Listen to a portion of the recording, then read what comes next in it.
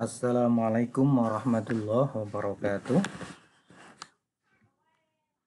Berjumpa kembali dalam mata kuliah Sosiologi Ekonomi, Fakultas Ekonomi dan Bisnis Islam IAIN Pekalongan. Pada pertemuan kali ini, kita akan membahas salah satu inti dari materi Sosiologi Ekonomi, yaitu embeddedness atau keterlekatan. Beberapa pertemuan sebelumnya secara induktif kita sudah mempelajari, mendiskusikan, dan mengkaji bahwa tindakan ekonomi atau perilaku ekonomi seorang individu dalam perspektif sosiologi itu tidak bisa dilepaskan dari dimensi yang lain, tidak bisa dilepaskan dari aktor-aktor yang lain. Nah, itu merupakan salah satu inti dari teori embeddedness atau keterlekatan. Jadi kalau pada pertemuan sebelumnya kita sudah membahas secara induktif, kita sudah buktikan melalui beberapa studi kasus yang sudah kita bahas di kelas. Nah, ini akan kita lihat bagaimana teorinya. Kita lihat grand teorinya seperti apa, ya. Baik. Ada beberapa materi yang nanti akan kita fokuskan. Yang pertama adalah individu dalam teori keterlekatan atau individu dalam embeddedness theory. Kemudian pasar dalam embeddedness theory. Jadi bagaimana teori embeddedness ini melihat pasar. Yang berikutnya nanti akan kita diskusikan juga terkait dengan embeddedness versus disembeddedness. Keterlekatan, ya, keterlekatan dan ketidakketerlekatan. Kemudian yang keempat adalah over embedded versus under embedded, ya. Baik, kita lihat dulu apa yang dimaksud dengan keterlekatan, embeddedness. Beberapa kata kunci mungkin sudah pernah kita sampaikan pada pertemuan-pertemuan sebelumnya, ya. Embeddedness adalah tindakan ekonomi yang disituasikan secara sosial dan melekat atau embedded dalam jaringan sosial antar individu. Nah, disituasikan secara sosial, kemudian jaringan sosial antar individu, hal-hal konsep-konsep dasar ini sudah kita bahas sebelumnya. Nah, ini teori pokoknya ada di sini. Disituasikan secara sosial artinya dia memperhatikan individu-individu lain, memperhatikan aspek non-ekonomi, dan seterusnya. Dan kesemuanya itu melekat di dalam jaringan sosial antar individu, melekat ketika seseorang sedang berinteraksi dengan orang lain. Nah, interaksi itu bisa pada aspek sosial, pada aspek hukum, budaya, politik, dan sebagainya. Nah, sedikit kalau kita ilustrasikan, jadi misalnya di sini ada tindakan ekonomi, maka tindakan ekonomi ini turut dibentuk oleh budaya yang ada di mana seorang individu itu tinggal. Kemudian juga aspek hukumnya, orang tidak mungkin meniadakan atau menafikan aspek hukum ketika dia melakukan aktivitas ekonomi. Demikian pula sebaliknya terkait dengan aspek sosialnya ketika dia berinteraksi dengan orang lain. Kemudian juga aspek politik dan juga aspek agama. Jadi ini sebagai sebuah ilustrasi bahwasanya dimensi ekonomi ini tidak bisa berdiri sendiri. Orang ketika melakukan aktivitas ekonomi, dia akan menggunakan pertimbangan dari berbagai dimensi. Itulah yang disebut dengan keterlekatan. Jadi dia melekat pada budaya, melekat pada hukum, pada aspek sosial, melekat pada aspek politik, dan seterusnya, termasuk pada aspek agama. Nah, lawan dari embeddedness itu adalah disembeddedness. Adapun tokoh dari embeddedness, awal kali yang menggunakan istilah embeddedness itu sebetulnya adalah Karl Polanyi. Namun demikian, teori embeddedness mampu disusun dengan baik, disistematika secara komprehensif oleh tokoh sosiologi ekonomi berikutnya, yaitu Mark Granovetter dan Richard Swartberg. beberapa naskahnya, artikelnya sudah pernah kita tunjukkan kepada saudara di pertemuan-pertemuan awal. Nah, berikutnya akan kita lihat kategori embeddedness, ya, keterlekatan. Jadi perilaku ekonomi seseorang itu ketika dia terlekat dengan aspek non-ekonomi disebut dengan perilaku yang embedded atau yang terlekat. Tetapi ketika perilaku ekonominya hanya sekedar mempertimbangkan aspek ekonomi, tidak mempertimbangkan aspek-aspek yang lain, itu yang disebut dengan disembedded atau tidak terlekat. Nah, dalam perkembangannya sekarang ini jarang sekali kita temukan perilaku ekonomi itu yang betul-betul hanya mempertimbangkan aspek ekonomi, ya. Jadi hampir semua perbuatan ekonomi itu masuk dalam kategori embedded atau terlekat. Hanya saja keterlekatan itu ada yang kuat atau over embedded, namun ada juga yang lemah atau yang under embedded, ya. Jadi sama-sama melekat, cuman kalau yang ini melekatnya kuat, sementara yang under embedded atau yang bagian bawah adalah yang keterlekatannya dengan aspek-aspek non-ekonomi itu kecil atau lemah. Nanti akan kita lihat pengertiannya dan beberapa contohnya. Baik, kita masuk ke bagian yang pertama. Bagaimana teori keterlekatan ini melihat individu. Jadi menurut teori embeddedness, seorang individu itu bukanlah pribadi yang otonom ketika dia membuat keputusan ekonomi. Otonom di sini artinya dia tidak dipengaruhi oleh aspek-aspek lain di luar ekonomi. Ya. Jadi artinya seorang individu pasti menurut teori embeddedness akan mempertimbangkan aspek-aspek di luar ekonomi, akan mempertimbangkan seseorang di luar dirinya.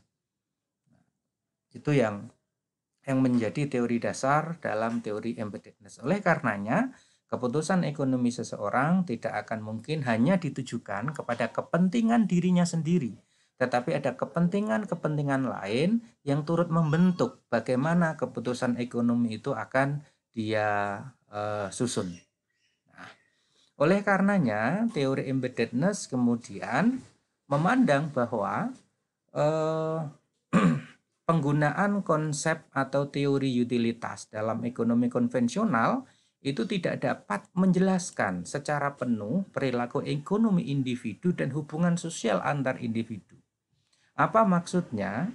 Kalau kita berbicara tentang teori utilitas, dikatakan bahwa kepuasan seseorang itu akan semakin bertambah ketika semakin banyak barang dan jasa yang bisa dia konsumsi.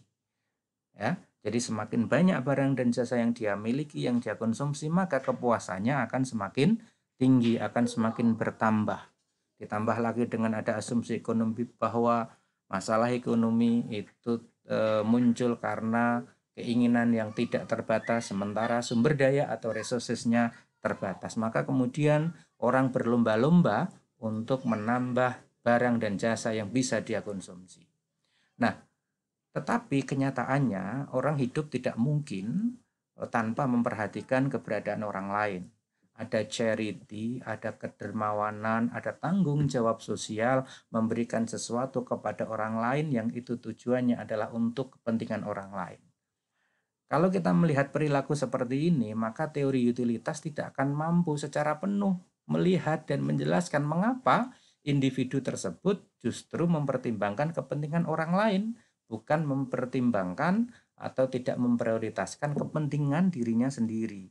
Artinya apa? Dia mengurangi kepuasannya. Nah, kalau seperti ini, maka teori utilitas tidak mampu menjelaskan fakta-fakta seperti itu. Padahal teori yang bagus adalah teori yang mampu menjelaskan fakta, terlepas dari temporalitas, kemudian lokalitas, ya, demografi dan seterusnya. Oleh karenanya, dalam teori embeddedness, perilaku ekonomi itu logikanya berdasar pada norma dan institusi atau formasi institusi. Jadi norma-norma itu yang kemudian menjadi penjelas mengapa seseorang melakukan tindakan ekonomi. Ini individu dalam teori embeddedness. Untuk paragraf berikutnya hampir sama dengan yang poin yang ketiga. Kita masuk ya, contoh nih misalnya ya, contoh bagaimana embeddedness teori memandang perilaku individu. Seandainya penjual ini hanya memperhatikan keuntungan sebagai satu-satunya motif yang dia miliki ketika melakukan aktivitas di pasar.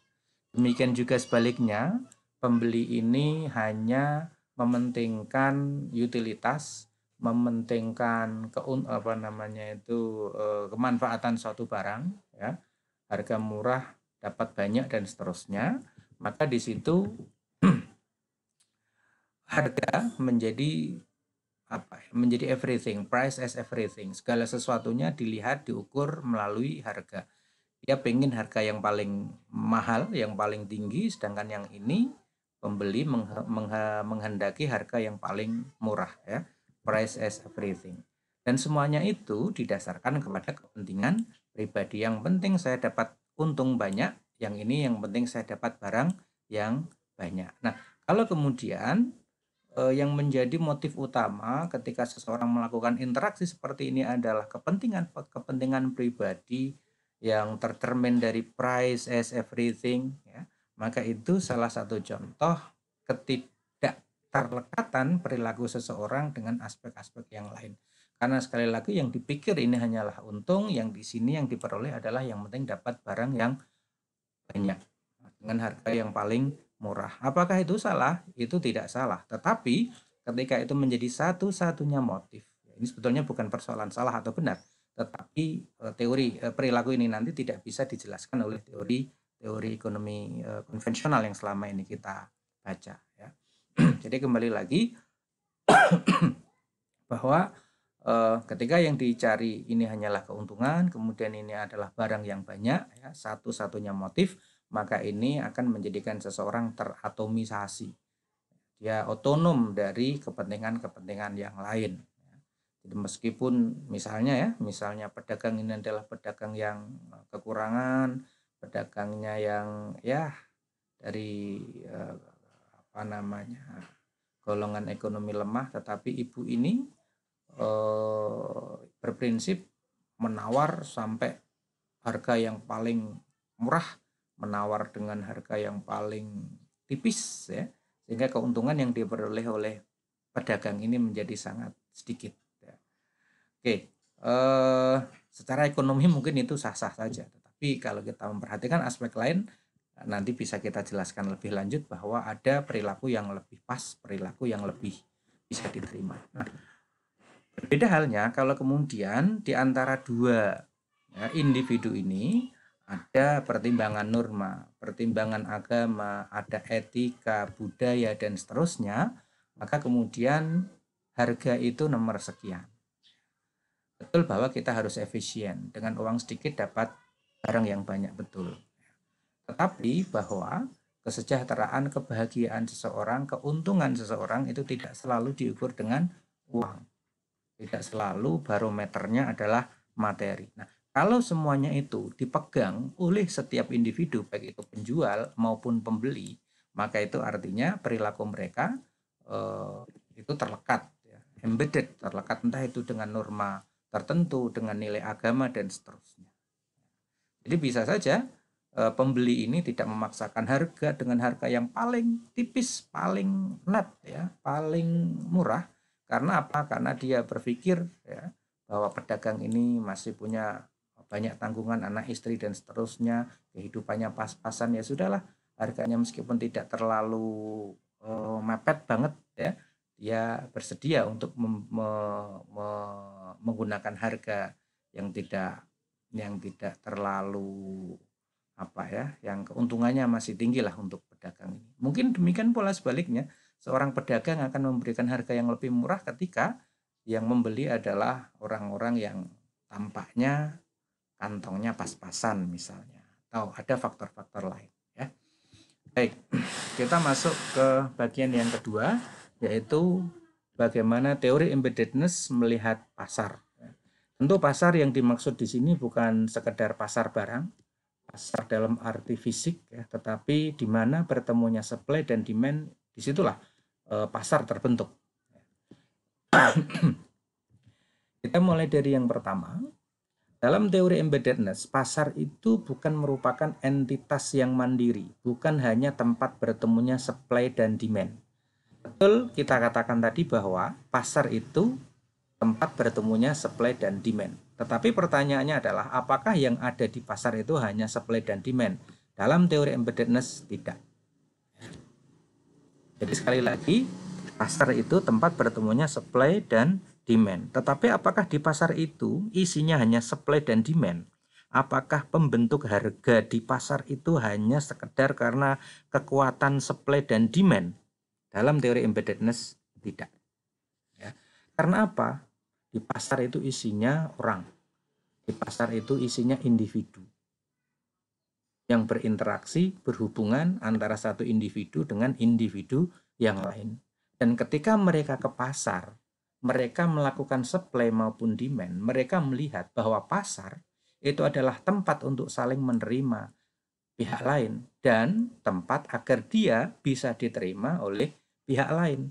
Maka tidak mungkin seseorang akan melakukan suatu tindakan atau perilaku ekonomi yang membuat dirinya itu tidak diterima oleh pasar atau tidak diterima oleh pihak lain di pasar itu. Oleh karenanya, pasar tidak menjadikan harga sebagai segala hal, ya, bukan menjadikan price as everything. Segala sesuatunya diukur dengan harga, diukur dengan uang. Lain halnya kalau pasar yang lebih mengedepankan self interest, kepentingan pribadi yang tidak terlekat dengan kepentingan orang lain, tidak terlekat dengan aspek non ekonomi, ya, maka akan mendorong terjadinya disembeddedness atau ketidakterlekatan. Baik, kita masuk berikutnya. Embeddedness atau over socialized. Ini seringkali digunakan, dua kata ini dipertukarkan dengan maksud yang sama atau dengan arti yang sama. Tindakan individu yang melekat atau embedded pada nilai dan atau norma tertentu disebut juga dengan over socialized. Contoh, ya, bagi seorang produsen muslim, memproduksi suatu barang memang bertujuan untuk memperoleh keuntungan. Jadi tidak salah, bertujuan untuk memperoleh keuntungan, profit. Namun tidak semua barang dapat dia produksi karena produsen tersebut mempertimbangkan apa? Mempertimbangkan nilai-nilai keislaman yang diyakininya sebagai rujukan. Kalau kita perhatikan siapa sih yang akan mendebat bahwa keuntungan berjualan mercon, petasan dengan berbagai jenisnya itu merupakan bisnis, ya, yang sangat menguntungkan, terutama bagi ekonomi kecil, ya. Jadi berjualan mercon, petasan itu sangat menguntungkan di bulan Ramadan sampai dengan Syawal. Tetapi kalau kita melihat dampak yang ditimbulkan, bahaya yang mengancam di balik bisnis mercon atau petasan ini adalah persoalan nyawa, persoalan keselamatan orang lain. Oleh karenanya, produsen muslim yang menjadikan agama Islam menjadi rujukan, ya, memperlihatkan telah terjadi over socialized atau embeddedness dalam tindakan ekonomi.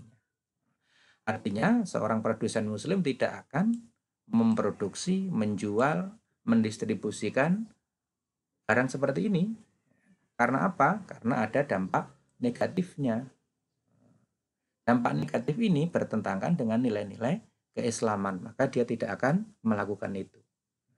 Jadi tindakan ekonominya tidak menjual atau memproduksi mercon, itu tindakan ekonominya terlekat dengan ajaran atau nilai-nilai keislaman. Artinya apa? Dia terlekat, embedded, ya, tindakannya terlekat atau embedded dengan nilai-nilai keislaman. Berbeda halnya dengan individu atau perusahaan yang disembeddedness yang tidak terlekat dengan aspek non-ekonomi. Tindakan ekonomi individu yang menjadikan kepentingan pribadi, semisal tingkat keuntungan ekonomi, ya, boleh kita sebut return, profit, ataupun cost benefit ratio sebagai satu-satunya faktor yang menjadi rujukan dalam bertindak, disebut juga dengan under socialized. Jadi kalau hanya menjadikan return, profit, atau rasio modal dan keuntungan sebagai satu-satunya faktor, saya ini mau memproduksi atau tidak, saya mau menjual ini atau tidak, yang sebagai pertimbangan utamanya adalah keuntungan, maka ini disebut dengan under socialized atau disembeddedness. Misalnya ketika seseorang lebih memilih untuk menjadi seorang rentenir daripada melakukan kerjasama ekonomi berbasis profit loss sharing, maka tindakan ekonominya masuk pada kategori under socialized. Kenapa demikian? Satu, ini dari sisi agama dulu. Rentenir itu jelas dilarang oleh agama. Pada saat yang sama, sistem ekonomi profit loss sharing bagi hasil itu adalah perintah agama. Ketika dia melepaskan diri dari ajaran agama, berarti dia sudah disembeddedness. Ketika dia meninggalkan perintah profit and loss sharing, dia artinya sudah tidak terlekat dengan agama. Itu baru dari sisi agama. Belum dari aspek yang lain. Misalnya aspek apa? Aspek sosial. Kalau dalam istilah orang Indonesia ada sebutan lintah darat. Itu ditujukan kepada para rentenir. Mengapa disebut dengan lintah darat?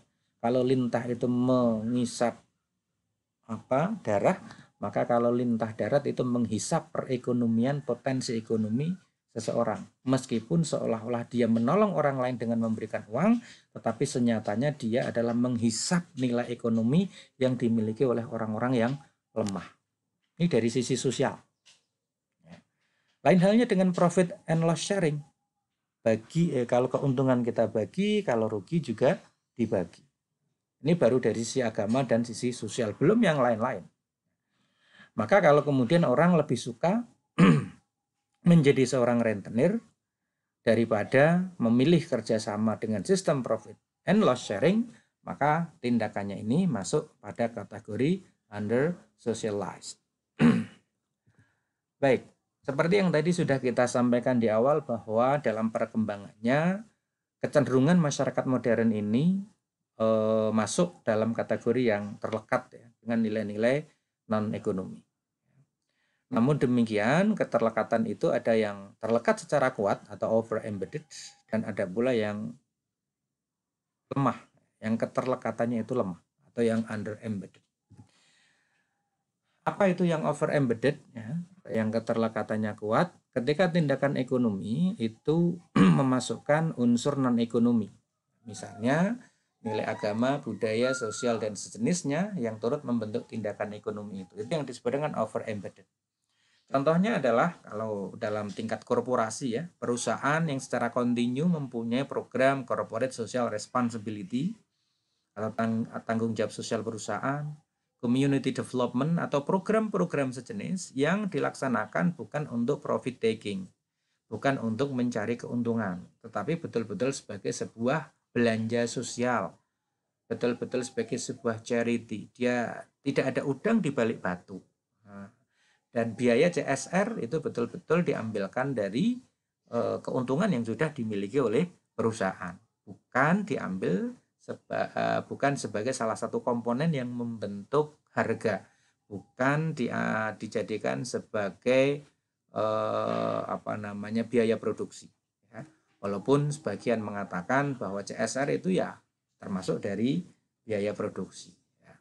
Tapi dalam sosiologi ekonomi, mestinya CSR, Komdev maupun bentuk charity yang lain dari sebuah perusahaan itu betul-betul dilaksanakan bukan untuk aksi-aksi yang mengambil keuntungan ya, atau profit taking. Atau dalam level mikro individu ya. Ini yang baru saja terjadi ketika pandemi COVID-19 masuk di Indonesia ya. Nanti saudara bisa buka linknya di sini ya. Sebuah video yang melaporkan atau memuat ya seorang pedagang sembako, pemilik agen sembako yang menolak aksi borong. Jadi dia punya toko sembako, ada beberapa orang yang karena panik buying ya, kemudian ingin memborong beberapa komoditas ya atau sembako, beras, minyak, telur, tepung dan seterusnya dalam jumlah yang tidak wajar. Kalau hanya memperhatikan dari aspek ekonomi, pemilik toko ini atau pemilik warung sembako ini jelas untung dalam waktu yang singkat, barang yang dia miliki habis, jadi keuntungannya besar. Tetapi dia menolak ketika ada orang yang memborong itu. Jadi menolak keuntungan. Karena apa? Dia juga memikirkan orang lain yang sebetulnya atau pembeli lain yang juga membutuhkan sembako. Ini contoh ya.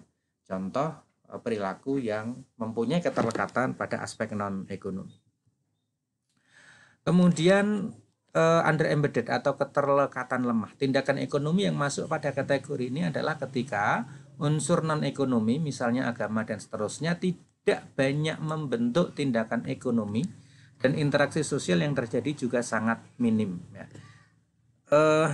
Memang kita tidak bisa mengukur secara kuantitatif ya, apakah keterlekatannya ini kalau diukur berapa persen ya, itu tidak bisa diukur secara kuantitatif. Tetapi kita bisa melihat beberapa indikasi, beberapa indikator perilaku seseorang, apakah ada peran agama, peran sosial, peran budaya, peran yang lain ya yang membentuk perilaku ekonomi. Tapi mari kita lihat misalnya ketika kemarin ya ini sebagai sekedar contoh saja ya, sebagai contoh. Satu box masker ya yang terdiri dari 50 lembar masker dihargai Rp31.900.000. Anda bisa bayangkan apakah ini bagian dari tindakan ekonomi yang melekatkan dirinya pada aspek-aspek non-ekonomi. Kalau dari sisi keuntungan, jelas. Dari sisi ekonomi, banyak sekali profit yang dia peroleh. Ya, paham maksudnya? Atau misalnya ini, harga satu box masker N95, harganya itu lebih mahal daripada 1 gram emas di Indonesia. Padahal harga 1 gram emas di Indonesia pada saat terjadinya pandemi COVID-19 ini sudah tinggi, tetapi lebih tinggi harga satu box masker N95 yang itu sangat dibutuhkan oleh para tenaga medis. Nah, saudara bisa membandingkan antara perilaku pedagang sembako tadi itu yang menolak aksi borong dengan para penjual atau supplier atau mungkin juga distributor ya, untuk beberapa produk yang di layar ini kita tampilkan dengan harga yang sulit untuk dijangkau masyarakat. Jadi sekali lagi, ini adalah salah satu inti dari mata kuliah sosiologi ekonomi, yaitu teori embeddedness atau keterlekatan. Jika ada hal-hal yang kurang jelas, ada pertanyaan, saudara bisa menyampaikan itu di menu forum pada Google Classroom yang sudah kita susun. Demikian, semoga bermanfaat. Wassalamualaikum warahmatullahi wabarakatuh.